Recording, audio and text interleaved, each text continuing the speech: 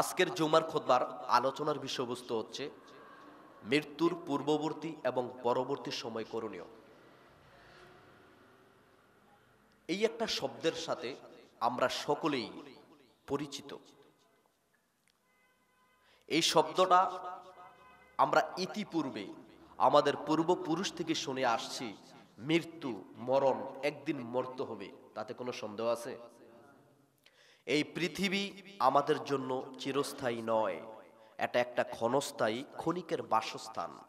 এই পৃথিবীর আরাম আয়েশ পরিত্যাগ করার যেই পন্থা, এই পৃথিবী থেকে চলে যাবার যে পথ পদ্ধতি, ওই পন্থাটার নাম হচ্ছে মৃত্যু।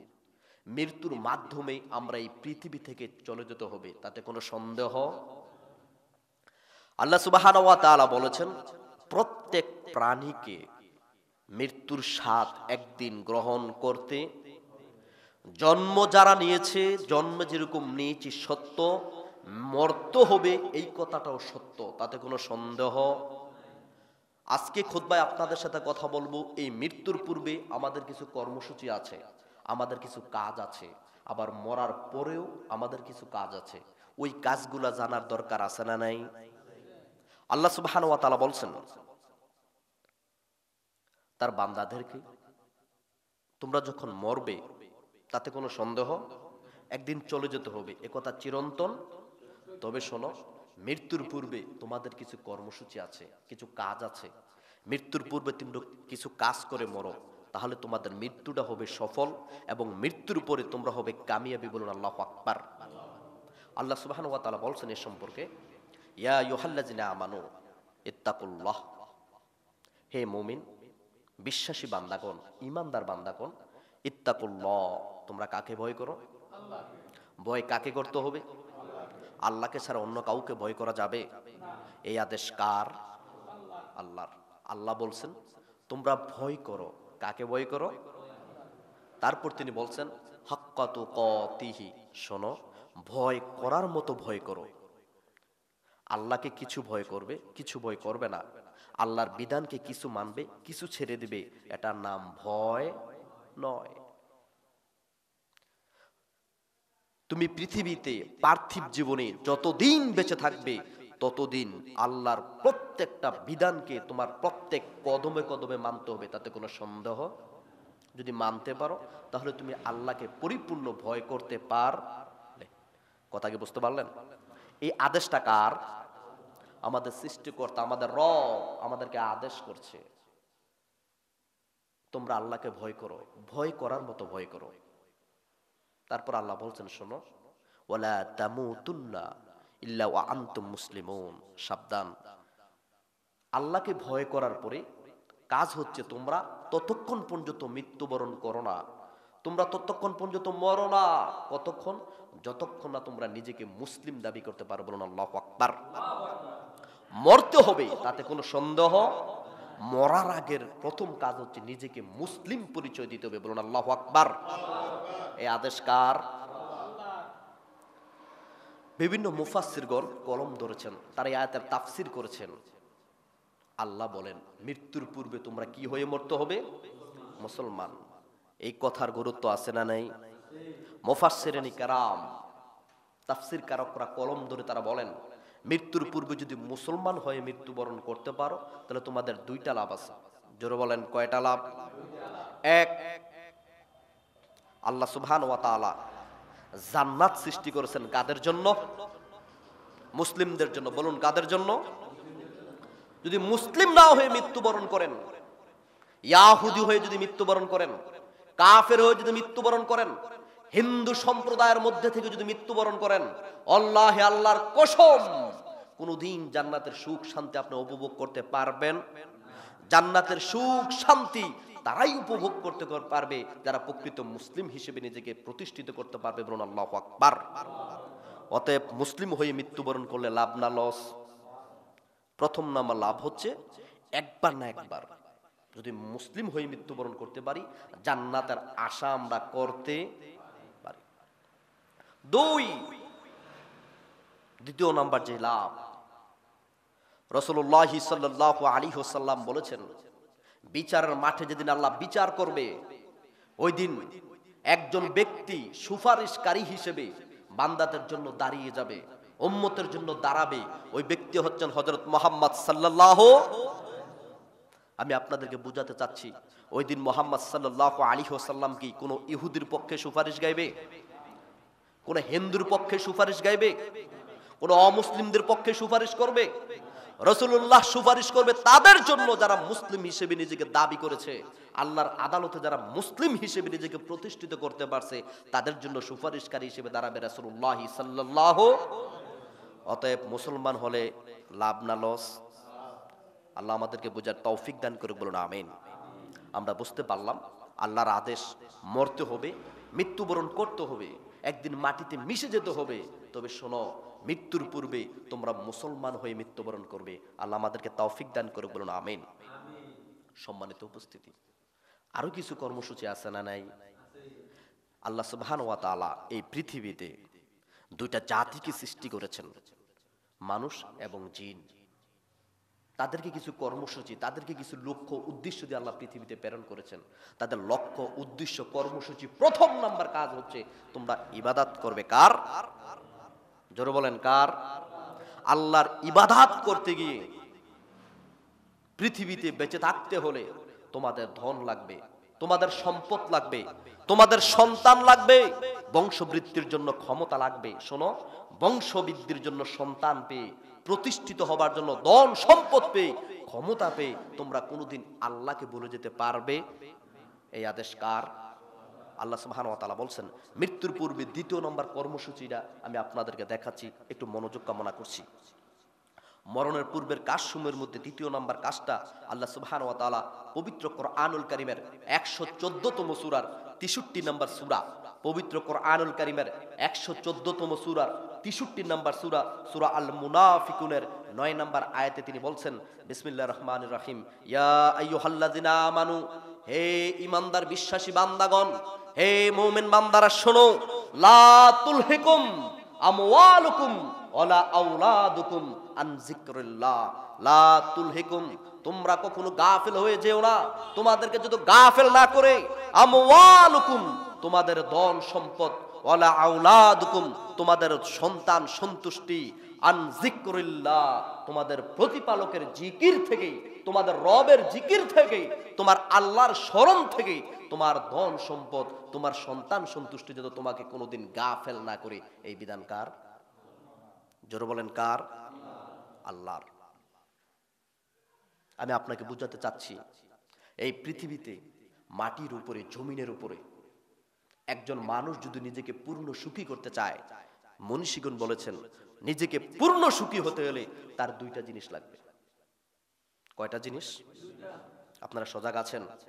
আমার কথা বুঝছেন? একজন মানুষ পূর্ণ সুখী হতে এলে, নিজেকে প্রকৃত সুখী ভাবতে গেলে জিনিস লাগবে কয়টা? এক, তার ধন সম্পদ লাগবে। কথা কি বুঝতে পারেন? ধন সম্পদ ছাড়া কোনো মানুষ পূর্ণ সুখী হতে পারে? দুই, ধন সম্পদের পাশাপাশি তার সন্তান লাগবে। বলুন আল্লাহু আকবার। আপনি তাকিয়ে দেখেন, আপনার আশেপাশে অনেক মানুষ আছে, অঢেল ধন সম্পদ আল্লাহ তাদেরকে দিয়েছে, সম্পদের পাহাড় গড়েছে, ব্যাংক অ্যাকাউন্টে লক্ষ কোটি কোটি টাকা সে রেখে দিয়েছে, একটা সন্তান নাই। আল্লাহর কসম, পৃথিবীতে তার চেয়ে অসুখী আর কেহ নাই। আপনি তাকিয়ে দেখেন, নিজের দিকে একবার তাকান, আল্লাহ আপনাকে একাধিক সন্তান দিয়েছে। আলহামদুলিল্লাহ বলবেন না?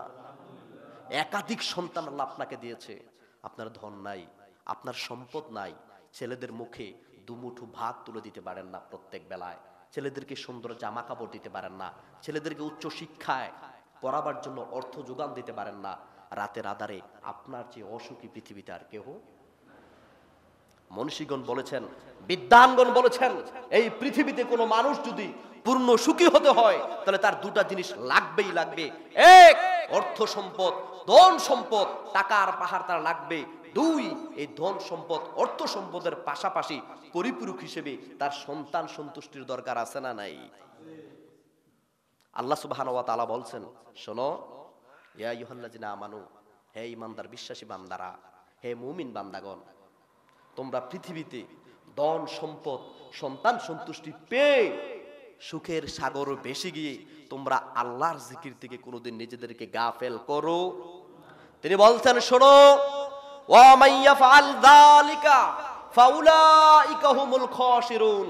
তোমরা যদি নিজেদেরকে ধন সম্পত্তিতে পড়ে গাফেল হয়ে যাও, আল্লাহর জিকির ভুলে যাও, আল্লাহকে ভুলে যাও, তাহলে শুনে রাখো তোমরা ক্ষতিগ্রস্তদের অন্তর্ভুক্ত হয়ে যাবে। বলুন নাউজুবিল্লাহ।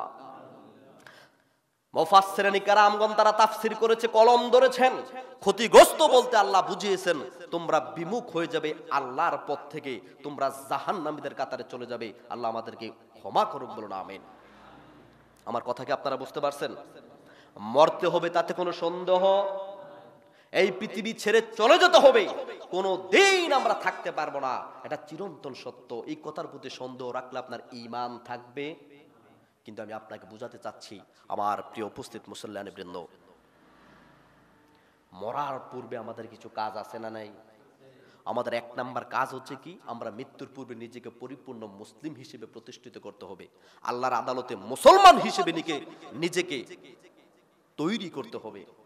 নিজেকে মুসলিম হিসেবে তৈরি করার পর আল্লাহ সন্তান দিয়েছে, সম্পদ দিয়েছে, এই সম্পদ আর সন্তানের মোহে পড়ে আল্লাহর জিকির থেকে আমরা কখনো গাফেল হয়ে থাকতে পারবো? আল্লাহ আমাদেরকে বোঝার তৌফিক দান করুক। বলুন আমিন। সম্মানিত উপস্থিতি, এবার অংশে আমি আপনার সাথে জরুরি কথা বলবো। এই যে মরতে হবে, কখন, কোথায়, কিভাবে মরবে কারো জানা আছে? জোরে বলেন, জানা আছে? 5টা জিনিসের খবর আল্লাহ ছাড়া কেউ জানে না। কয়টা জিনিসের খবর? জোরে বলেন, কয়টা? 5টা জিনিসের খবর সৃষ্টিকর্তা ছাড়া কেউ জানে না। এই জ্ঞান আল্লাহ কাউকে দেন নাই। এই জ্ঞানের অধিকারী একমাত্র কে? তার মধ্য থেকে অন্যতম একটা জিনিস হচ্ছে মানুষ কখন মারা যাবে, কোথায় মারা যাবে, কিভাবে মারা যাবে, এটা কেউ কোনোদিন বলতে পারবে। কিন্তু আমরা এর একটু বিপরীত করছি। আমরা কিছু কিছু বিষয় নিয়ে আফসোস করছি। আমরা একটা কাজে যাচ্ছি, আমাদের ওইখানে মরণ হয়েছে, তখন আমরা আফসোস করি, ওহ, যদি ওই কাজে না যেতাম তাহলে মনে হয় বেঁচে যেতাম। আছে না নাই? এরকম করলে ঈমান থাকবে? আল্লাহ বুঝার তৌফিক দান করুক। বলুন আমিন। এই মৃত্যু আপনার ইচ্ছাতে হবে না, মৃত্যু হবে কার ইচ্ছাতে? কখন কোথায় মরবেন এটার খবর আপনি জানেন না, কে জানে? আল্লাহ সুবহানাহু ওয়া তাআলা এই সম্পর্কে বলছেন পবিত্র কোরআনুল কারীমের 10 নম্বর সূরা, সূরা ইউনূস। ইউনূস নামের একটা সূরা আছে পবিত্র কোরআনুল কারীমে, আপনারা কি জানেন? পবিত্র কোরআনুল কারীমের 114তম সূরা দিয়ে আল্লাহ এটাকে সীমাবদ্ধ করেছে। তার মধ্য থেকে একটা সূরা, ওই সূরা হচ্ছে সূরাতুল ইউনূস, এর নাম্বার হচ্ছে 10 নাম্বার। কত নাম্বার সূরা? সূরার নাম হচ্ছে সূরাতুল ইউনূস। এই সূরার 49 নাম্বার আয়াতে আল্লাহ সুবহানাহু ওয়া তাআলা বলছেন, ওয়ালিকুল্লি উম্মতি আজালুন, প্রত্যেক সম্প্রদায়ের মরণ একটি নির্দিষ্ট সময়ের মধ্যে রয়েছে। বলুন আল্লাহু আকবার। চিরদিনের জন্য আল্লাহ আপনাকে পৃথিবীতে পাঠায়নি। একদিন আল্লাহ ডাক দিবে, ওই ডাকে আপনাকে সাড়া দিতে হবে। একদিন আল্লাহ আপনাকে নিয়ে যেতে হবে, নিয়ে যাবে, আপনাকে চলে যেতে হবে। আপনি কোনোদিন থাকতে পারবেন? এই কথাটাই আল্লাহ বলছেন, ওয়ালিকুল্লি উম্মাতিন আজালুন, পৃথিবীর মানুষ শোনো, প্রত্যেক সম্প্রদায়ের জন্য একটি নির্দিষ্ট এবং নির্ধারিত সময় রয়েছে। ফাইজা জাআ আজালুহুম, আল্লাহ বলছেন ফাইজা জাআ আজালুহুম, যখন তাদের ওই সময়টা, নির্ধারিত সময়টা এসে যাবে, লাইয়াস্তাখিরুনা সা, তখন তারা এক মুহূর্ত তারা পিছিয়ে যেতে পারবে। একটা নির্দিষ্ট সময় দিয়ে আল্লাহ আমাদেরকে পৃথিবীতে প্রেরণ করেছেন। যখন ওই সময়টা চলে আসবে, লাইয়াস্তাখিরুনা সা, ইচ্ছা করলেই আমরা একটা মুহূর্ত থাকতে পারবো। এরপর তিনি বলছেন, ওয়ালা ইয়াস্তাকদিমুনা, ওই মুহূর্ত, এক মুহূর্ত পিছুও যেতে পারবে না।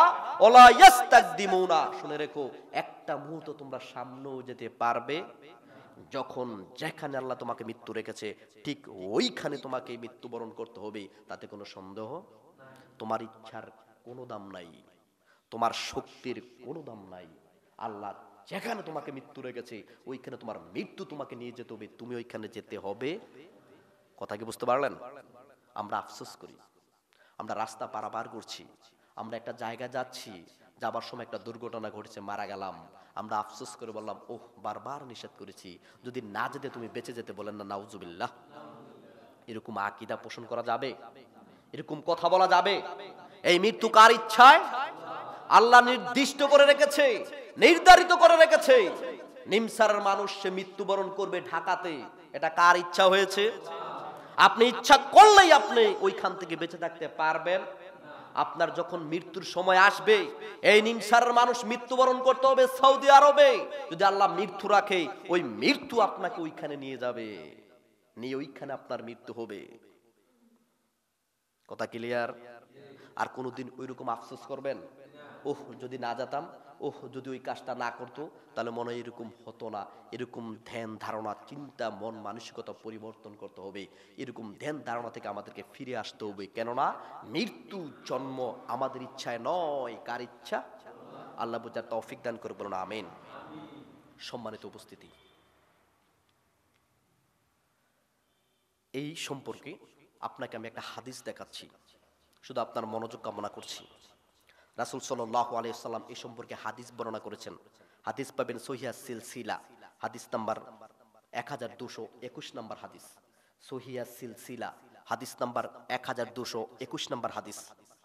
রাসূলুল্লাহ সাল্লাল্লাহু আলাইহি ওয়াসাল্লাম বলছেন, ইজা আরাদাল্লাহু কাবদা আবদিন, ইজা আরাদাল্লাহু কাবদা আবদিন, আল্লাহ যখন ইচ্ছা করে বান্দার মরণটা অমুক জায়গায় হবে। কথা কি বুঝতে পারেন? আল্লাহ যখন ইচ্ছা করে আমার বান্দার মরণটা অমুক জায়গায় ঘটাবে, অমুক জায়গায় ঘটবে, আবদিন বি আরদি জালালাহু ফিয়া হাজ্জাতুন, তখন তার জন্য ওইখানে যাওয়া প্রয়োজন মনে করিয়ে দেন কে? আপনার যদি মৃত্যুটা রাখে কুমিল্লা শহরে, আজকেই আপনার মরণ হবে ধরে নেন কুমিল্লা শহরে, আপনার কোনো কাজ নাই, আপনি এখন যাবেন না, মনে রাখবেন ওই মৃত্যু আপনাকে ওইখানে ডেকে নেবে, আপনার কাজ ওইখানে থাকবেই, তাতে কোনো সন্দেহ নাই। এটা আপনার ইচ্ছা নয়, এটা কার ইচ্ছা? আল্লাহ আমাদের বুঝার তৌফিক দান করুক, বলুন আমিন। সম্মানিত উপস্থিতি, আমরা এতক্ষণের কথার মাধ্যমে বুঝতে পারলাম এই পৃথিবী থেকে আমাদেরকে চলে যেতে হবে, তাতে কোনো সন্দেহ। আমাদেরকে একদিন মৃত্যু করতেই হবে, মৃত্যুর স্বাদ প্রত্যেককে গ্রহণ করতে হবে, এই ব্যাপারে কোনো সন্দেহ রাখা যাবে? তারপর আমরা বলেছিলাম মৃত্যুর যেহেতু হবেই, এর পূর্বে আল্লাহ সুবহানাহু ওয়া তাআলা কিছু কাজ দিয়েছেন, কর্মসূচি দিয়েছেন। তার মধ্য থেকে প্রথম নাম্বার কাজ হচ্ছে মৃত্যুর পূর্বে নিজেকে মুসলিম হিসেবে তৈরি করতে হবে। কথা ক্লিয়ার? 2, এই মৃত্যুর পূর্বে অর্থ সম্পদের মোহে পড়া যাবে না, সন্তান সন্তুষ্টির মায়ায় পড়া যাবে না। এই সন্তান, এই সম্পদ, এই অর্থ দিয়েছে কে? এগুলো আল্লাহর আমানত। এগুলা কি?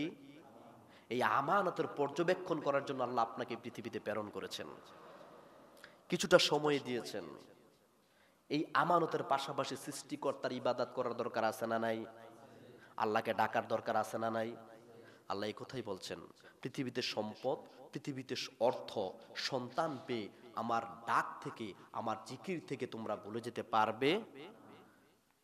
সম্মানিত উপস্থিতি, এরপর আমরা বুঝতে পারলাম মরতে হবে। এই মরাটা আমার আপনার ইচ্ছায় হবে না, কার ইচ্ছায় হবে?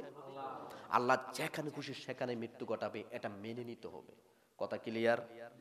এবার আসুন, আপনার সাথে খুবই জরুরি কথা। আল্লাহ সুবহানাহু ওয়া তাআলা মানুষের মৃত্যুকে বিভিন্ন ভাগে ভাগ করে রেখেছেন। আপনি দেখবেন একটা মানুষ রাস্তা দিয়ে হাঁটছে, হঠাৎ করে হোঁচট করে পড়ে গেল, সে এখানে মারা গেল, আছে না নাই? একটা মানুষ কোথাও যাচ্ছে, যানবাহন দিয়ে সড়ক দুর্ঘটনা ঘটেছে, ওইখানেই মারা গেছে, আছে না নাই? আবার দেখবেন আপনার বাপ চাচা আত্মীয় স্বজনের দিকে তাকান, দীর্ঘ সময় ধরে ঘরে পড়ে আছে, অসুস্থ অবস্থায় যাচ্ছে, এখনো মারা যাচ্ছে না, কার ইচ্ছায়? মরার ক্ষেত্রে ভাগ আছে না নাই? এই ভাগ, এই বিভক্তি করে দিয়েছে কে? রাসূল সাল্লাল্লাহু আলাইহি ওয়াসাল্লাম বুঝাতে চাচ্ছেন, তিনি বলছেন এই মরার পূর্বে একটা কষ্ট আছে। কথা কি বুঝতে পারেন? প্রত্যেক মানুষকে যারা মৃত্যুবরণ করবে, প্রত্যেককে সেই মরণের কষ্ট ভোগ করতে, মৃত্যুকালীন কষ্ট থেকে রেহাই পাওয়ার কোনো সুযোগ, মৃত্যুকালীন কষ্ট ভোগ করতেই হবে, তাতে কোনো সন্দেহ। হোঁচট খেয়ে পড়ে যান, ওই সময় একটা কষ্ট আছে। সড়ক দুর্ঘটনা মারা যান, ওই সময় মৃত্যুর কষ্ট আছে। আগুনে জ্বলে মারা যান, পানিতে ডুবে মারা যান, আকাশপথে দুর্ঘটনায় মারা যান, জলপথে দুর্ঘটনা মারা যান, স্থলপথে দুর্ঘটনায় মারা যান। মৃত্যুর অবস্থা একটা কষ্ট আছে না নাই? দীর্ঘ সময় অসুস্থ হয়ে ঘরে থেকে থেকে ধুকে ধুকে কষ্ট পেয়ে মারা যান, এখনো একটা কষ্ট আছে না নাই? আমরা এই কষ্ট ভোগ করতে হবে, এটা আমাদের কথা নয়, এটা রাসূলুল্লাহর কথা। কার কথা? এই ব্যাপারে আমি আপনার সামনে একটা হাদিস তুলে ধরছি, শুধু আপনার মনোযোগ কামনা করছি। হাদিস পাবেন সহিহুল বুখারী মিশকাতুল মাসাবি, হাদিস পাবেন সহিহুল বুখারী মিশকাতুল মাসাবি, হাদিস নাম্বার 1454 নাম্বার হাদিস। সহিহুল বুখারী মিশকাতুল মাসাবি, হাদিস পাবেন 1154 নাম্বার হাদিস। আম্মা জান আয়েশা সিদ্দিকা রাদিয়াল্লাহু তাআলা আনহা বলেন, আম্মা জান আয়েশা সিদ্দিকা রাদিয়াল্লাহু তাআলা আনহা বলেন, আম্মা জান আয়েশা সিদ্দিকা রাদিয়াল্লাহু তাআলা আনহা বলেন, রাসূল সাল্লাল্লাহু আলাইহি ওয়াসাল্লাম তিনি বলেন, রাসূল সাল্লাল্লাহু আলাইহি ওয়াসাল্লাম তিনি বলেন, তিনি যখন মারা যাচ্ছেন, আম্মা জান আয়েশা সিদ্দিকা রাদিয়াল্লাহু তাআলা আনহা বলেন, আমি দেখেছি রাসূল সাল্লাল্লাহু আলাইহি ওয়াসাল্লাম যখন মারা যাচ্ছেন, বাইনা হাকিনাতি ওয়া যাকিনাতি, ও পৃথিবীর মানুষ শোনো, আমার স্বামী মুহাম্মদ সাল্লাল্লাহু আলাইহি ওয়াসাল্লাম, যিনি পৃথিবীর শ্রেষ্ঠ রাসূল, মহা মানব, যিনি হচ্ছেন নবীদের সর্দার, ওই লোকটি যখন মারা যাচ্ছেন, বাইনা হাকিনাতি ওয়া যাকিনাতি, তার মাথাটা ছিল আমার বুক চিবুকের মধ্যস্থলে।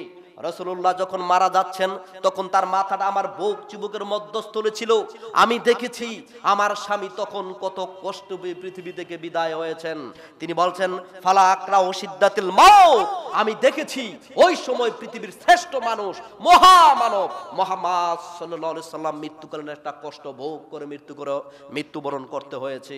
তিনি আম্মা জান আয়েশা সিদ্দিকা রাদিয়াল্লাহু তাআলা আনহা বলেন, এরপর থেকে আমি এই মৃত্যুকালীন কষ্ট নিয়ে আর কোনোদিন আফসোস করতাম। কথা কি বুঝতে পারলেন? এই হাদিস প্রমাণ করছে রাসূলুল্লাহ সাল্লাল্লাহু আলাইহি সাল্লাম মৃত্যুকালীন অবস্থায় কষ্ট ভোগ করে মৃত্যুবরণ করতে হয়েছে। অতএব পৃথিবীর যত মানুষ পৃথিবীতে আছে, যে যেখানেই মৃত্যুবরণ করে, তাকে মৃত্যুকালীন কষ্ট ভোগ করতেই হবে, তাতে কোনো সন্দেহ। মহামানব, বিচারের মাঠে শুধু একজন ব্যক্তি সুপারিশের অধিকার পাবে, তিনি হচ্ছেন হযরত মুহাম্মদ সাল্লাল্লাহু, যার সুপারিশ ব্যতীত কোনো মুসলিম, যার সুপারিশ ব্যতীত কোনো ব্যক্তি জান্নাতে প্রবেশ করতে পাবে না। ওই নবী যদি মৃত্যুর পূর্বে কষ্ট পেয়ে মৃত্যুবরণ করে, মৃত্যুকালীন কষ্ট যদি তাকে ভোগ করতে হয়, অতএব আমাকে আপনাকে অবশ্যই কষ্ট ভোগ করতে হবে, কি হবে না? কথা কি বুঝতে পারেন? আমাকে আপনাকে কষ্ট ভোগ করতে হবে। কিন্তু আমরা একটা বদ অভ্যাসের মধ্যে পড়ে আছি।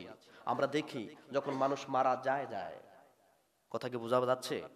যখন মানুষ মারা মারা যাবে, এখন খুব কষ্ট পাচ্ছে, তার শরীর ঘামাচ্ছে, সে যন্ত্রণায় হইচই করে চিৎকার করছে, তখন আমরা বলি, ওহো কি যে কষ্ট, যদি মারা যেত, ওহো কি যে কষ্ট, যদি মারা যেত। আফসোস করি কি করি না? এই আফসোস করা যাবে না। কথা কি বুঝতে পারেন? এই আফসোস করা যাবে না। কারো মৃত্যু দেখে আপনি কষ্ট পেতে পারেন, তবে কারো মৃত্যু দেখে, কারো কষ্ট দেখে আপনি মৃত্যু কামনা করতে পারেন? এই মৃত্যু কার আদেশে হবে? আর এই কষ্ট কার আদেশে হচ্ছে?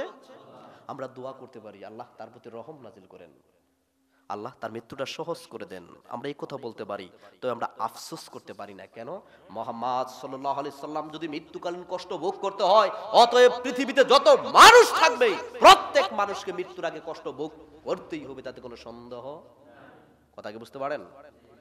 সম্মানিত উপস্থিতি, এটা হচ্ছে মৃত্যুর পূর্বে করণীয়। কি করণীয়? আমরা যখন দেখব মানুষ মারা যায়, মানুষ কষ্ট পাচ্ছে, আমরা তাদেরকে নিয়ে হ্যাঁ প্রতিপন্ন তুচ্ছ তাচ্ছিল্য আফসোস আমরা করতে পাবো?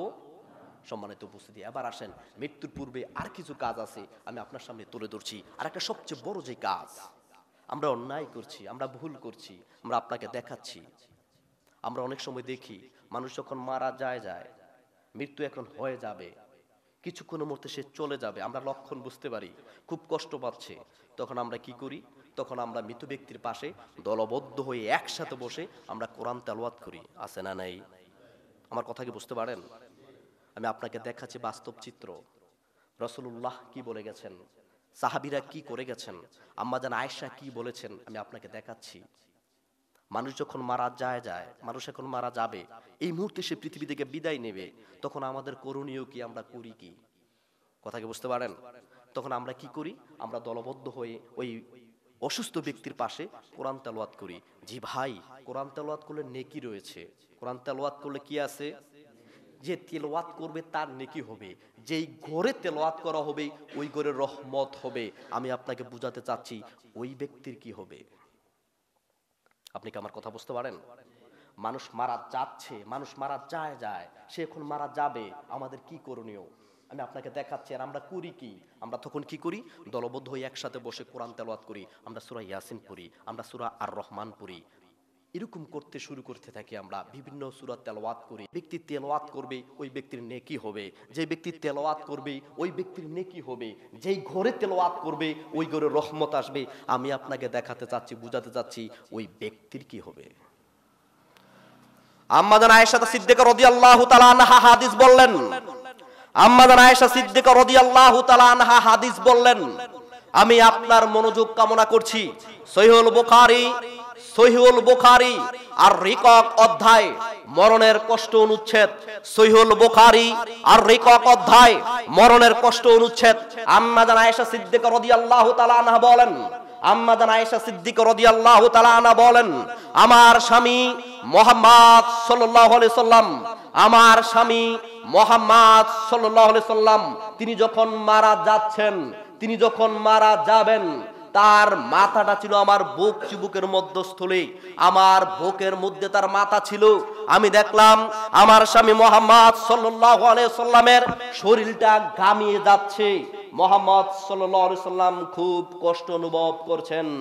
আম্মা জান আয়েশা সিদ্দিকা রাদিয়াল্লাহু তাআলা আনহা বলেন, আমি খুব ভয় পেলাম মুহাম্মদ সাল্লাল্লাহু আলাইহি সাল্লামের এই অবস্থা দেখে। তখন তিনি বলেন, রাসূল সাল্লাল্লাহু আলাইহি সাল্লাম আমাকে বললেন, আমি বুঝতে পেরেছি তিনি খুব কষ্ট পাচ্ছেন, তার চেহারাটা মলিন হয়ে গেছে, তার শরীরে যদি অজরে ঘাম ঝরছে, তিনি কিরকম যে করেন, তিনি কিরম করেন, তার খুব কষ্ট হচ্ছে, আমি বুঝতে পারি। তখন তিনি আমাকে আদেশ করলেন, আয়েশা আমার সামনে একটি পেয়ালা ভর্তি পানি নিয়ে আসো। আমি তাই করলাম, একটি পেয়ালা ভর্তি পানি নিয়ে আসলাম। রাসূল সাল্লাল্লাহু আলাইহি সাল্লাম আমাকে আদেশ করলেন, আয়েশা তুমি পেয়ালা ভর্তি পানি থেকে আমার মাথা একটু মাসে করে দাও, আমার মুখটা মাসে করে দাও। জি, তখন আমি পেয়ালা ভর্তি পানিতে একটা রুমালি, একটা তোয়ালি, একটা পর্দা ভিজিয়ে নিলাম, ভিজিয়ে রাসূলুল্লাহর মাথাটা মাসে করে দিলাম, মুখটা মাসে করে দিলাম, তার শরীরটা মাসে করে দিচ্ছি। আম্মা জান আয়েশা সিদ্দিকা রাদিয়াল্লাহু তাআলা আনহা বলেন, ও পৃথিবীর মানুষ, তোমাদেরকে শিক্ষার জন্য বলছি, তোমরা হাদিস খুলে দেখো, সহিহুল বুখারী রিকাক অধ্যায় মরণের কষ্ট অনুচ্ছেদ, মৃত্যুর পূর্বে আমাদের করণীয় কি, মানুষ মারা যাচ্ছে, মানুষ মারা যায়, এই সময় করণীয় কি। আম্মা জান আয়েশা সিদ্দিকা রাদিয়াল্লাহু তাআলা আনহা বলেন, আমি পেয়ালা ভর্তি পানি নিয়ে আসলাম, রুমালে দিয়ে আমার স্বামী রাসূলুল্লাহর মাথা মাসে করে দিলাম, মুখ মাসে করে দিলাম। তখন আমি দেখছি তিনি খুব কষ্ট পাচ্ছেন। দুটো হাত আকাশের দিকে তুলে দিলেন, দুটো হাত আকাশের দিকে তুলে বলেন, আল্লাহুম্মা গফিরলি, আল্লাহ তুমি আমাকে ক্ষমা করো। তারপর তিনি বলেন, ওয়ারহামনি, আল্লাহ তুমি আমার প্রতি রহম করো, ওয়াল হিকনি বির রফিকিল আলা, প্রতিপালক ও প্রজ্ঞাময় আল্লাহ, তুমি আমার শ্রেষ্ঠ বন্ধুর সাথে, তুমি আমার প্রজ্ঞাময় বন্ধুর সাথে আমাকে মিলিয়ে দাও। বলুন আল্লাহু আকবার। এই কথা বলতে বলতে আমি দেখি আমার স্বামী মুহাম্মদ সাল্লাল্লাহু আলাইহি সাল্লামের হাতগুলো মাটিতে লুটে পড়লো। আমি খুব ভয় পেলাম, আমি বুঝতে পারলাম তিনি পৃথিবী থেকে বিদায় নিয়েছেন। উপস্থিত মসজিদের মুসল্লানি বৃন্দ, আমি আপনাকে এই হাদিসটা এর জন্যই বললাম, আমি আপনাকে বুঝাতে চাচ্ছি মৃত্যুর পূর্বে আমাদের করণীয় কি। মানুষ মারা যায়, মানুষ মারা যাবে, এই সময় আমাদের কি কাজ, কি করণীয় আমি আপনাকে দেখাচ্ছি। দেখেন তো, ওই মৃত্যুর সময় আবু বকর সিদ্দিক উপস্থিত ছিলেন, ওই মৃত্যুর সময় আরো সাহাবী উপস্থিত ছিলেন। আম্মা জান আয়েশা খুব জ্ঞানী একজন মহিলা সাহাবী। আম্মা জান আয়েশা সিদ্দিকা রাদিয়াল্লাহু তাআলা আনহার মতন হাদিস অন্য কোনো মহিলা বর্ণনা করতে পারেনি। তিনি খুব প্রচুর মেধার অধিকারী ছিলেন, তিনি রাসূলের স্ত্রী ছিলেন। আমি আপনাকে বোঝাতে চাচ্ছি, যদি মৃত্যুর সময়, ওই সময় যদি কোরআন তেলাওয়াত করলে নেকি হতো, মৃত ব্যক্তির উপকার হতো, তাহলে তিনি কি তার স্বামীর জন্য একটু কোরআন তেলাওয়াত করতেন না? আমার কথাকে বুঝতে পারেন? ওই সময় সাহাবায়ে কেরাম কি রাসূলুল্লাহকে কম ভালোবেসেছিল? আপনি যতটুক ভালো আপনার বাবাকে বাসেন, আপনি যতটুক ভালো আপনার সন্তান থেকে বাসেন, মনে রাখবেন তার চেয়ে বেশি ভালোবাসা ছিল রসুলের জন্য সাহাবীদের। কথা কোন ঠিক কিনা? আমি আপনাকে দেখাচ্ছি আপনার মায়ায় ধোঁকা আছে, আমার মায়ায় স্বার্থ আছে। সাহাবীদের মায়ায় কোনো ধোঁকা ছিল না, কোনো স্বার্থ ছিল না। আপনি আপনার সন্তানকে ভালোবাসেন ততক্ষণ যতক্ষণ সন্তান থেকে আপনি টাকা পাবেন, ঠিক কিনা? আপনি আপনার বাবাকে ভালোবাসেন ততক্ষণ যতক্ষণ বাবা থেকে আপনি উপকার হবেন। যখন সন্তান থেকে উপকৃত হবেন না, বাবা থেকে কিছু পাবেন না, তখন আপনার ভালোবাসা দূর হতে কোনো সময় লাগবে। সাহাবীদের ভালোবাসা এরকম ছিল না, তারা রাসূলুল্লাহর জন্য জীবন বাঁচিয়ে দিতে প্রস্তুত ছিল। কথা কোন ঠিক কিনা? আমি আপনাকে বুঝাতে চাচ্ছি, ওই দিন সাহাবায়ে কেরাম রাসূলুল্লাহকে খুব বেশি ভালোবাসতেন। তারা তো ওই দিন কোরআন তেলাওয়াত করলেন না। আপনি কেন করছেন? কেন করছেন? এই কাজ পরিত্যাজ্য, এই কাজকে পরিত্যাগ করতে হবে। জি ভাই, আমি কোরআন তেলাওয়াতের বিরুদ্ধে কথা বলছি না, আমি আপনাকে বুঝাতে চাচ্ছি মানুষ মারা যায়, মানুষ মারা যাবে, এই মুহূর্তে আপনার কি করণীয়? এই মুহূর্তে আপনি তাকে বলেন, আপনি তার সাথে শুধু উচ্চারণ করেন লা ইলাহা ইল্লাল্লাহ। আপনি তাকে বলেন ভাই বলো আস্তাগফিরুল্লাহ, আল্লাহর জিকির করো। কেননা রাসূল সাল্লাল্লাহু আলাইহি সাল্লাম বলেছেন লা ইলাহা ইল্লাল্লাহ ফাদাখালাল জান্নাহ। বলুন আল্লাহু আকবার। কোন ব্যক্তি যদি মরণের সময় তার মুখ থেকে উচ্চারণ হয় লা ইলাহা ইল্লাল্লাহ, আল্লাহ রাসূল বলেছে ফাদাখালাল জান্নাহ, ওই ব্যক্তি জান্নাতে যাবেই যাবে। বলুন আল্লাহু আকবার। অতএব পৃথিবীতে যদি কারো উপকার করতেই চান, পৃথিবীতে যদি কোনো মানুষের নিঃস্বার্থভাবে উপকার করতেই চান, যে তার উপকার আমি করবই করব, যদি এরকম পরিস্থিতি হয়, তাহলে মানুষ যখন মারা যাচ্ছে আপনি দেখতে পাবেন যে সে এখন বুঝতে পারেন সে খুব কষ্ট পাচ্ছে, মনে হয় সে মারা যাবে, তখন আপনি তাকে বলবেন ভাই বলো তো লা ইলাহা, ভাই বলো তো আস্তাগফিরুল্লাহ, আল্লাহ তুমি আমাকে ক্ষমা করো, লা ইলাহা ইল্লাল্লাহ, আমি আল্লাহ ছাড়া কোনো ইলাহ সাক্ষ্য দিচ্ছি, এগুলা বলবেন। এগুলা পড়তে পড়তে যদি মৃত্যুবরণ করে, আল্লাহর কসম করে বলছি তার মৃত্যু সফল হবে, সে কামিয়াবি অবস্থা মৃত্যুবরণ করবে। আল্লাহ তৌফিক দান করুক, বলুন আমিন। আমি আপনাকে বুঝাতে চাচ্ছি মৃত্যুর সময় রোগীর পাশে, অসুস্থ ব্যক্তির পাশে কোরআন তেলাওয়াত আর চলবে? জি, কোরআন তেলাওয়াত করলে অনেক নেকি হবে। যে ব্যক্তি তেলাওয়াত করবে সেই নেকি পাবে। যেই ঘরে তেলাওয়াত হবে ওই ঘরে রহমত আসবে। যদি আপনার কোরআন তেলাওয়াত করতে মনই চায়, আলাদা করে যে তেলাওয়াত করেন, অন্য জায়গায় বসে তেলাওয়াত করেন, ওই ব্যক্তির পাশে কোনো তেলাওয়াত করবেন। সূরা ইয়াসিন তেলাওয়াত করলে নেকি হয়, সূরা আর রহমান তেলাওয়াত করলে নেকি হয়, আপনার নেকি হবে। আমি বুঝাতে চাচ্ছি আপনি তার কি করলেন? আমার কথা কি বুঝতে পারলেন? পৃথিবীতে যদি কোনোদিন কারো উপকার করতে চান, যদি এরকম সুযোগ হয় আপনার পাশে মানুষ মারা যাচ্ছে, সে মারা যাবে, এটা হচ্ছে নিঃস্বার্থ উপকার, তখন আপনি তাকে বলবেন ভাই বলো তো একবার লা ইলাহা, ভাই বলো তো একবার আস্তাগ, ভাই বলো তো একবার আল্লাহ, ভাই বলো তো একবার সুবহান, এগুলা বলবেন। তাহলে মৃত্যু ব্যক্তির উপকার হবে। এই হাদিস থেকে আমরা শিক্ষা পেলাম, মানুষ যখন মৃত্যুকালীন কষ্ট ভোগ করবে, মারা যাবে, তখন তার শরীরটা মাসে করে দেবেন, তাকে ঠান্ডা পানিতে মুছে দিবেন, তার সামনে বসে বসে জিকির আজকার করবেন, তাকে বলবেন লা ইলাহা ইল্লাল্লাহ, তাকে বলবেন আস্তাগফিরুল্লাহ, তাকে ইস্তেগফার করাবেন। ওই সময় কোরআন তেলাওয়াতের কোনো প্রয়োজন, ওই সময় সূরা ইয়াসিন পাঠ করলে পাঠকারীর উপকার হবে, ওই সময় সূরা ইয়াসিন তেলাওয়াত করলে তেলাওয়াতকারী উপকৃত হবে। যেই ঘরে তেলাওয়াত করা হবে ওই ঘরে রহমত আসবে। আর মৃত ব্যক্তির কি করলেন? আর যদি আপনি বলেন লা ইলাহা ইল্লাল্লাহ, আপনার সাথে যদি একবার বলতে পারে লা ইলাহা ইল্লাল্লাহ, এই জবান শব্দ যদি সে মারা যায়, আল্লাহর রাসূল বললেন ফাদাখালাল, সে জান্নাতে যাবে। বলুন আল্লাহু আকবার। মৃত্যুর পূর্ব যদি তার মুখ দিয়ে একবার উচ্চারণ করতে পারেন যে আস্তাগফিরুল্লাহ, আল্লাহ তুমি আমাকে ক্ষমা করো, আল্লাহ অনেক রহমান, আল্লাহর হাজারো দয়া রয়েছে, আল্লাহর 100 দয়া রয়েছে। কয়শো দয়া? 100টি ভাগ আল্লাহর দয়ার ভাগ আছে। 100 দয়া আছে কার? আল্লাহ সেই 100 দয়া থেকে পৃথিবীর মাঝে মাত্র একটি দয়া দিয়েছে। আল্লাহর 100 রহমত রয়েছে, সেই রহমত থেকে পৃথিবীর মাঝে মাত্র একটা রহমত দিয়েছে। একটা রহমত পেয়ে, একটা দয়া পেয়ে মানুষের মধ্যে এত ভালোবাসা, প্রাণী জীবজন্তুর মধ্যে এত ভালোবাসা। কিরকম ভালোবাসা? গবাদি পশু, গরু যখন বাচ্চা প্রসব করে, বাচ্চা প্রসবের সাথে সাথে তার পুরো শরীরটায় লালায় আবৃত হয়ে থাকে, এত মায়া। গাভী তখন ওই লালা জিহ্বা দিয়ে চেটে চেটে পরিষ্কার করে। এটা কিসের লক্ষণ? ভালোবাসার লক্ষণ। কিসের লক্ষণ? আমি আপনাকে বুঝাতে চাচ্ছি, আল্লাহর কাছে আরো 99টা ভাগ দয়া রেখে দিয়েছেন।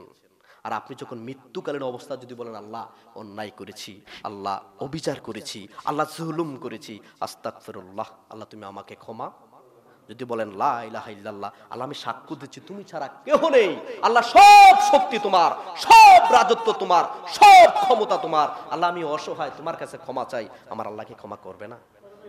আল্লাহ আমাদেরকে বুঝার তৌফিক দান করে, বলুন আমিন। আমি আবার বলছি, উপস্থিত মসজিদের মুসল্লানে বৃন্দ, আলোচনার বিষয়বস্তু ছিল মৃত্যুর পূর্বে করণীয় ও মৃত্যুর পরবর্তী সময় করণীয়। মৃত্যুর পূর্বে যেই কাজগুলো আমাদের করতে হবে তার মধ্য থেকে অন্যতম একটা কাজ হচ্ছে, মানুষ যখন মারা যায় সে মারা যাবে তার খুবই মুমূর্ষু অবস্থায় সে দিন কাটাচ্ছে, এই সময় আপনি যদি তার উপকার করতে চান তাহলে তার সামনে কোরআন তেলাওয়াতের কোনো দরকার নেই, সূরা ইয়াসিন 1000 বার পড়েন, নেকি আপনার হবে, ওই ব্যক্তির কোনো উপকার হবে না। তার যদি কোনো উপকার করতে চান তাহলে তার সাথে সাথে বলতে হবে, তার সামনে আপনি আল্লাহর জিকির করেন, স্মরণ করেন, আপনার দেখা দেখি শুধু সে একবার বলতে পারে, আর যদি আল্লাহ কবুল করে ফাদাখালাল জান্নাহ। আল্লাহ আমাদেরকে বোঝার তৌফিক দান করে, বলুন আমিন। সম্মানিত উপস্থিতি, এবার রংশের সময় সংক্ষেপ থাকার কারণে আমি আপনাদের সাথে চলে গেলাম মৃত্যুর পরবর্তী সময়ে আমাদের কি করণীয়। আমার কথা কি বুঝতে পারেন? মানুষ মারা গেছে, মরতে হবে, এবার আপনি কি করবেন? মানুষ যখন মারা যায় তখন আমাদের মধ্যে সবচেয়ে প্রথম ভুল কি? আমরা সবচেয়ে প্রথম যে ভুল কাজটা করি, মানুষ মারা যাবার সাথে সাথে আমরা আল্লাহর কাছে শুকরিয়া আদায় করতে হবে যে আল্লাহর বান্দাকে আল্লাহ নিয়ে গেছে, এটা কার ইচ্ছায় হয়েছে? শুকরিয়া আদায় করতে হবে। জি, বিদায় শব্দটা খুবই কষ্টদায়ক। বিদায় যখন যে কোনো ক্ষেত্রে যখন বিদায় শব্দ আসে তখন হৃদয়কে নাড়া দিয়ে দেয়, হৃদয়ের ভিতরে রক্ত প্রবাহিত হয়ে যায়, প্রবাহিত হয়। জি, তখন ধৈর্যের পরিচয় দিতে হবে। যতদিন আল্লাহ তাকে পৃথিবীর মাঝে রাখাটা মঙ্গল মনে করেছেন ততদিন রেখেছেন, এখন আল্লাহ আবার ডাক দিয়েছেন চলে যেতে হবে, ওই বিদায়টাকে আপনাকে হাসি মুখে ধৈর্যের সাথে মেনে নিতে হবে। জি, মায়া আমাদেরও আছে, আমরা আদম সন্তান, আল্লাহ আমাদেরকে পৃথিবীতে দয়া দিয়ে পাঠিয়েছে, মায়া দিয়ে পাঠিয়েছে, অতএব আমাদের ভিতরে দয়া আছে, মায়া আছে। জি, ওই দয়া মায়া বিবেক দিয়ে বিদায় দিতে হবে, আবেগ দিয়ে বিদায় দেওয়া যাবে। মানুষ যখন মারা যায় তখন আমরা হাউমাউ করে, চিৎকার করে, জোরে জোরে কান্নাকাটি করি, আছে না নাই? আমরা তখন কান্নাকাটির সাথে সাথে শরীরে আঘাত করি, বুকে আঘাত করি, মাটিতে আঘাত করি। জি, দুঃখ হবেই, দুঃখকে বিবেক দিয়ে বিদায় দিতে হবে, আবেগ দিয়ে ইসলাম চলে না, ইসলাম চলে বিবেক দিয়ে। সম্মানিত উপস্থিতি, আমি আপনাকে বোঝাচ্ছি, ওই সময় ধৈর্যের পরিচয় দিতে হবে। হাউমাউ করে, কান্নাকাটি করে, বুকে আঘাত করে, মাটিতে আঘাত করে, চিৎকার করে। মনে রাখবেন, কারো মর্যাদা, কারো সম্মান বৃদ্ধি হয় না, মর্যাদা এবং সম্মান নষ্ট করা হয়। আমি আপনাকে বোঝাতে চাচ্ছি, ইসলামী শরিয়াত এই কাজকে নাকচ করে দিয়েছেন, ইসলামী শরিয়াত এই কাজকে নিষিদ্ধ করেছেন। কোন মানুষ মারা গেছে তখন ধৈর্যের পরিচয় দিতে হবে, আল্লাহর শুকরিয়া প্রশংসার সাথে তাকে বিদায় দিতে হবে। তখন চিৎকার যদি হয়, বুক থেকে রক্তক্ষরণ হয়, হৃদয়ে রক্ত প্রবাহিত হয়, জি হবে, ধৈর্যের সাথে প্রকাশ করবেন। চিলা চিৎকুর এবং কি চিৎকার হাউমাউ করে কোন মানুষকে বিদায় দেওয়া যাবে? এটা কি আমাদের কথা না রাসূলুল্লাহর কথা? এটা কি আল্লাহর কথা না মোল্লাদের কথা? এটা রাসূলের কথা। আজ থেকে ১৫০০ বছর আগে রাসূল সাল্লাল্লাহু আলাইহি ওয়াসাল্লাম এই ঘটনাকে কেন্দ্র করে এই বিষয়গুলোর প্রতি তিনি হাদিস বর্ণনা করে দিয়েছেন। আমি আপনার সামনে একটা হাদিস তুলে ধরছি, শুধু আপনার মনোযোগ কামনা করছি। আপনি হাদিস পাবেন সহিহুল বুখারী, আপনি হাদিস পাবেন সহিহুল বুখারী, সহিহ মুসলিম, মিশকাতুল মাসাবি। হাদিস পাবেন সহিহুল বুখারী, সহিহ মুসলিম, মিশকাতুল মাসাবির মধ্যে হাদিসটি রয়েছে। মিশকাতুল মাসাবি হাদিস নাম্বার 1725 নম্বর হাদিস, জানাজা অধ্যায়। মিশকাতুল মাসাবির মধ্যে হাদিস পাবেন 1725 নম্বর হাদিস, জানাজা অধ্যায়। আব্দুল্লাহ ইবনে মাসউদ রাদিয়াল্লাহু তাআলা আনহু বলেন, আব্দুল্লাহ ইবনে মাসউদ রাদিয়াল্লাহু তাআলা আনহু বলেন, রাসূল সাল্লাল্লাহু আলাইহি সাল্লাম বলেছেন, যেই ব্যক্তি বিপদে, কারো মৃত্যুতে, যেই ব্যক্তি বিপদে অথবা কারো মৃত্যুতে গালে মুখে আঘাত করে, কান্নাকাটি করে, চিৎকার করে পোশাক ছেড়ে দেয়, এরকম অভ্যাস আছে না নাই? বিপদে পড়লে শুধু হাই হুতাশ, আফসোস, ওহ কি যে আমার হলো, ওহ কি যে আমার হলো, বাবা মা ভাই বোন মারা গেলে ওহ আমার যে কি হবে, তুমি চলে গেলে।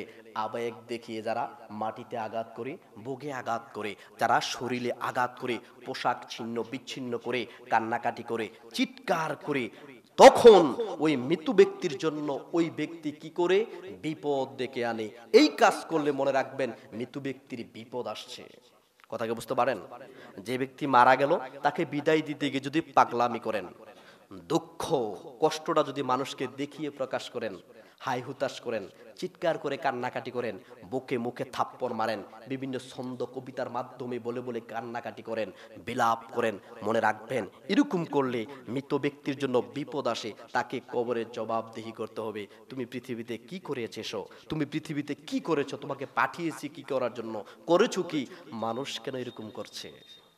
কথাকে বুঝতে পারেন?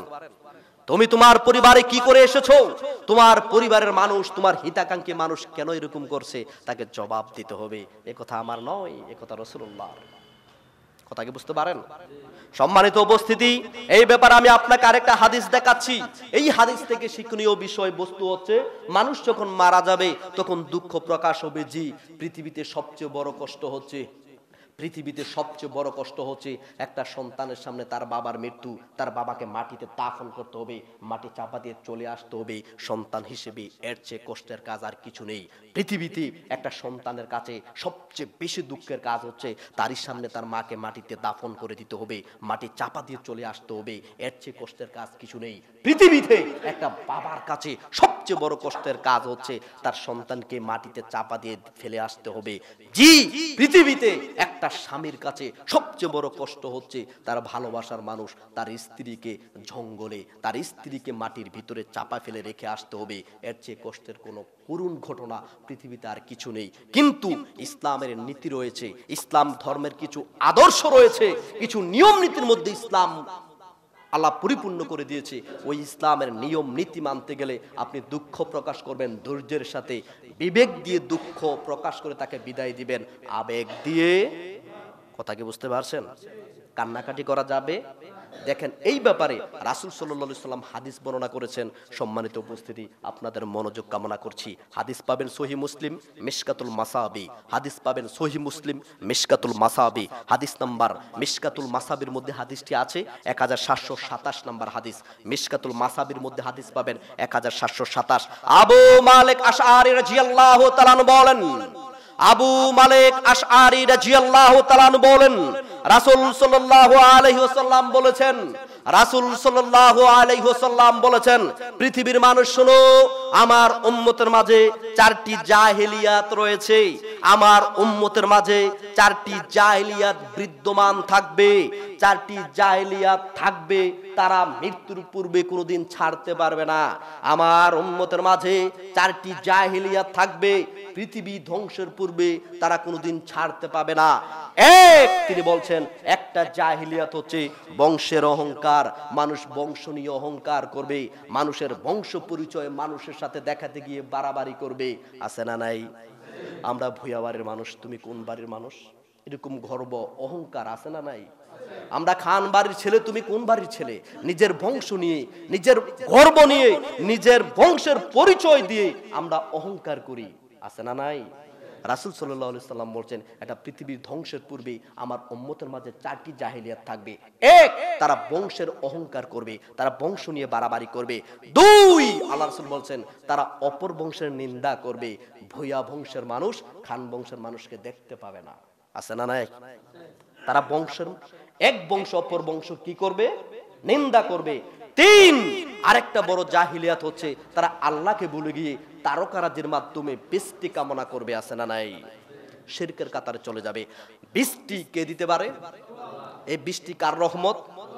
সর্ব অবস্থায় বৃষ্টি হচ্ছে না, অনাবৃষ্টিতে মানুষ মরে যাচ্ছে, ফসলের ক্ষতি হচ্ছে। বৃষ্টি চাইতে হবে কার কাছে? আল্লাহ রাসূল সাল্লাল্লাহু আলাইহি সাল্লাম বলছেন, আমার উম্মতের মাঝে এরকম কিছু লোক থাকবে যারা তারকারাজির মাধ্যমে বৃষ্টি কামনা করবে। আবার তিনি বলছেন, চার, আমার উম্মতের মাঝে এমন কিছু মানুষ থাকবে যারা বিপদ মুহূর্ত পরে তারা চিৎকার করে কান্নাকাটি করবে। বলুন নাউজুবিল্লাহ। আপনার পরিবার থেকে আপনার বাবার মৃত্যু হয়েছে, এটা একটা বিপদ। আমার কথাকে বুঝতে পারেন? আপনার পরিবার থেকে আপনার মার বিদায় হয়েছে, একটা বিপদ। আপনার পরিবারের শোক মেনে নিতে খুব কষ্ট হবে। একজন বাবা জীবিত থাকা অবস্থায় তার ছেলের মৃত্যু হয়েছে, ওই বাবার বিপদ, সেই বিপদটা কিভাবে মেনে নিবে? হতাশ হয়ে যাবে। জি, ওই সময় চিৎকার করা যাবে। এরকম কাজ আমাদের সমাজে আছে না নাই? আমাদের মাঝে আছে না নাই? রাসূল সাল্লাল্লাহু আলাইহি ওয়াসাল্লাম এই কথাই বলেছেন যে আমার উম্মতের মাঝে 4টি জাহিলিয়াত থাকবে। আর এই 4টি জাহিলিয়াত কতক্ষণ থাকবে? যতদিন না পৃথিবী ধ্বংস না হবে ততদিন 4টি জাহিলিয়াত বিদ্যমান থাকবে। এক, তারা বংশ নিয়ে অহংকার করবে। কি নিয়ে? তারা বংশের অহংকার করবে, বংশের বড়াই করবে। 2, এক বংশের মানুষ অপর বংশের মানুষকে নিন্দা করবে, এক বংশের মানুষ অপর বংশের মানুষকে তুচ্ছ তাচ্ছিল্য করবে। 3, তারা আল্লাহকে ভুলে গিয়ে তারকারাজের মাধ্যমে বৃষ্টি কামনা করবে। 4, বিপদ মুহূর্তে তারা চিৎকার করে কান্নাকাটি করবে। এগুলো হচ্ছে জাহেলিয়াত। উপস্থিত সম্মানিত মুসলমান বৃন্দ, আমি আপনাকে দেখাতে চাচ্ছি, আমি আপনাকে বুঝাতে চাচ্ছি, আপনার বাবা মা, ভাই বোন, রক্তীয় আত্মীয় যখন মারা যাবে তখন চিৎকার করে কান্নাকাটি করা, এটা জাহিলি স্বভাবের নীতি। কথাকে বুঝতে পারেন? শোক হবে, আমি আবারও বলছি, এমন কোনো মানুষ নাই বিদায় ক্ষেত্রে তার শোক হয় না।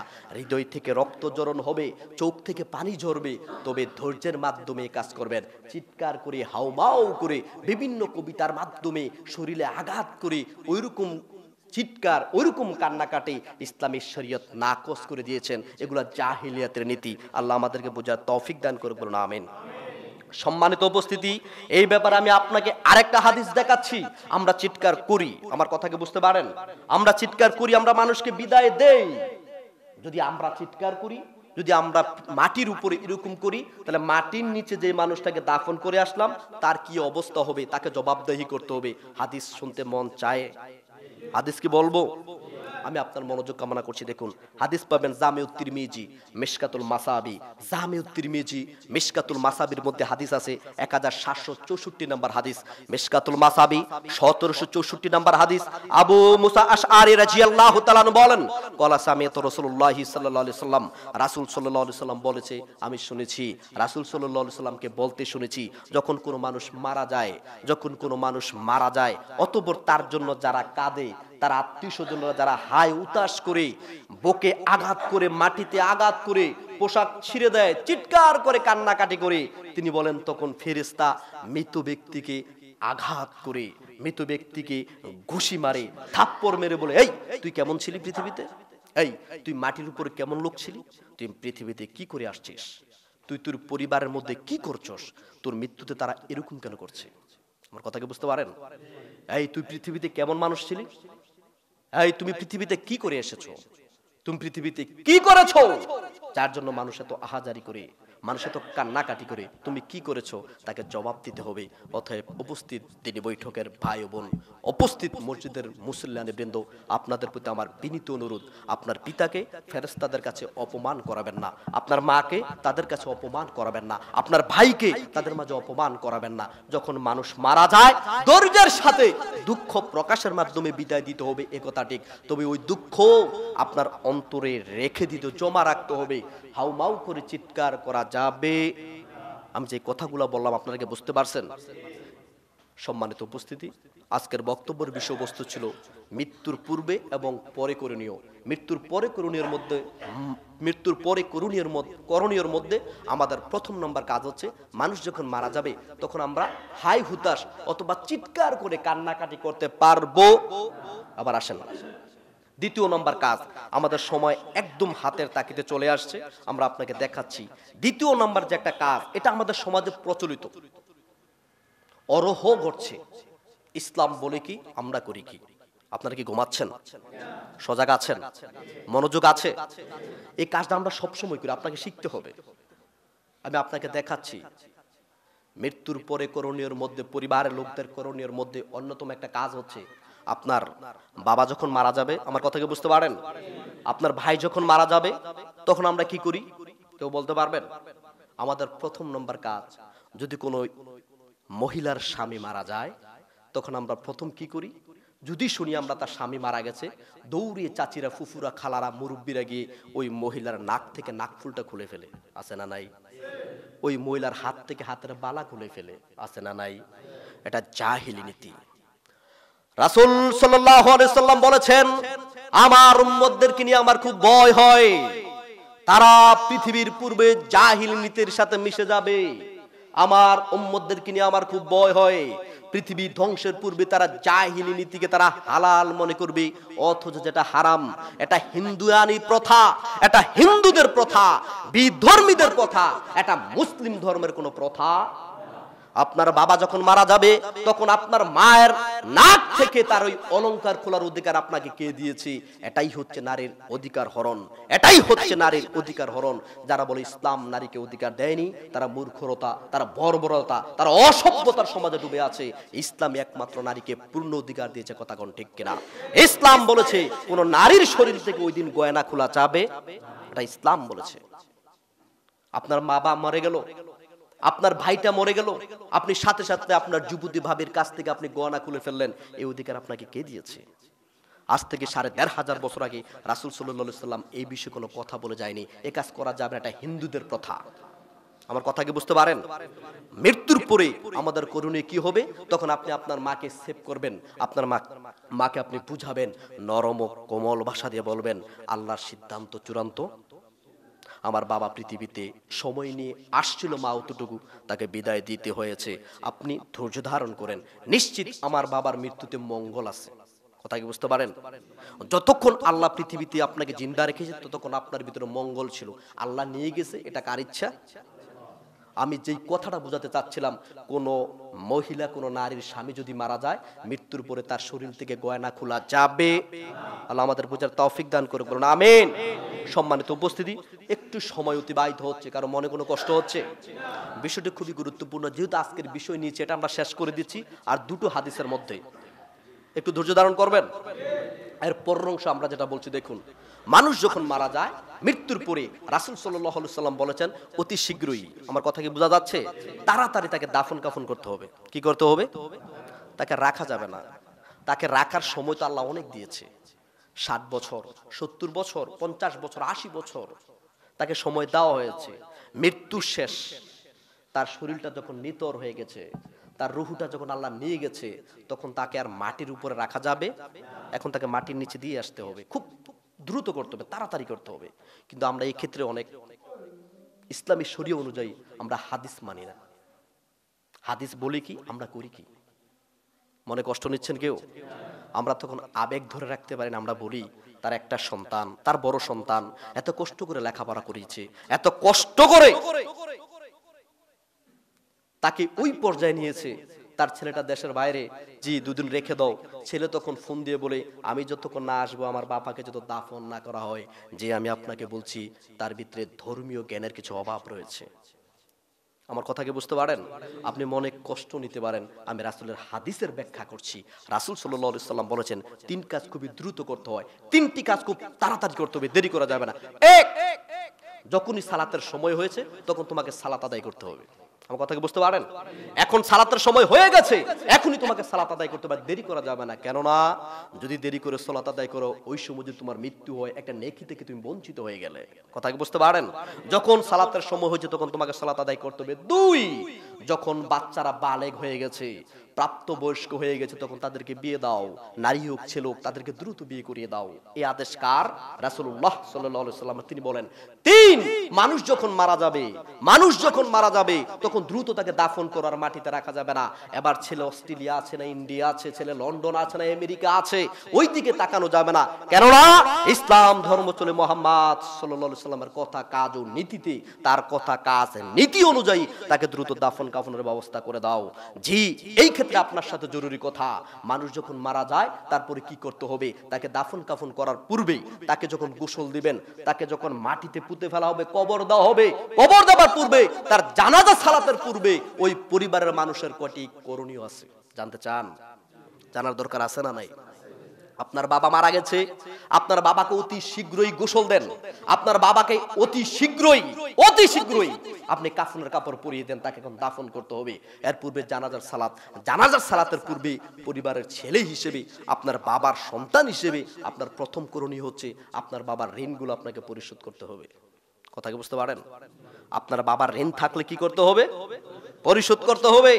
আর ইসলামী শরীয়ত যদি মানতে হয় তোমার যদি তোমার বাবাকে দেরি করতে হয় তাহলে বাবার ঋণ আগে পরিশোধ করো, তারপর বাবাকে দাফন করো। বাবাকে দাফন করতে কোনো যোগ্য সন্তান যদি বলে আমাকে 2 দিন সময় দিতে হবে, আমি আমার বাবার ঋণ পরিশোধ করে তাকে দাফন করব, জি ওই ক্ষেত্রে নসিহত মানা চায়। কিন্তু তুমি বাবাকে দেখতে আসবে এর জন্য বাবাকে রেখে দেওয়া হবে, ইসলামের শরীয়ত এই অনুমতি কোনোদিন দেয়? কথা কি বুঝতে পারেন? বাবাকে অতি শীঘ্রই বাবার ঋণ থেকে মুক্ত দিতে হবে। মৃত ব্যক্তির ঋণ করে গেলে তাকে ঋণ মুক্ত করতে হবে। তারপর কি করতে হবে? তার পক্ষ থেকে তার পরিবারকে সান্ত্বনা দিতে হবে, তার পক্ষ থেকে তার পরিবারের প্রতি শ্রদ্ধা দেখিয়ে তাকে দ্রুত শীঘ্রই তাকে কবর দিতে হবে। কথা কি বুঝতে পারেন? নচেত তাকে দেরি করার আর কোনো সুযোগ, আল্লাহ আমাদেরকে বোঝার তৌফিক দান করুক, বলুন আমিন। এবার অংশে সর্বশেষ যেই কথাটা বলছি, সম্মানিত উপস্থিতি, এত সময় আর দীর্ঘায়িত করা যাবে না, এখানেই শেষ করে দিচ্ছি।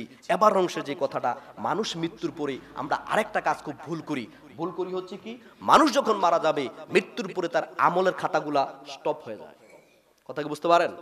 বন্ধ হয়ে গেছে। সে মারা গেছে, ফেরেশতা তার কলম উঠিয়ে নিয়েছে, এখন আর কলম চলবে, এখন তার কাজ করার ক্ষমতা নেই, আমল করার ক্ষমতা নেই। জি, তার আমল করার একটা ক্ষমতা রয়েছে, সে না করে নেকি পাবে। কি করে? যদি একটা ওয়ালাদান সরিহান কোন তার জন্য দোয়া করবে, তার আমল নামায় নেকি যাবে। বলুন আল্লাহু আকবার। সাদকাতুল জারিয়া, সন্তান দান সাদকা করবে পিতামাতার জন্য, তার আমল নামায় নেকি যাবে। কিন্তু আমরা যে কাজটা করি, বাবাকে দাফন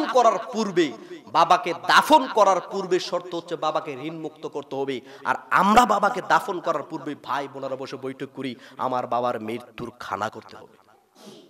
কথা কি বুঝতে পারেন?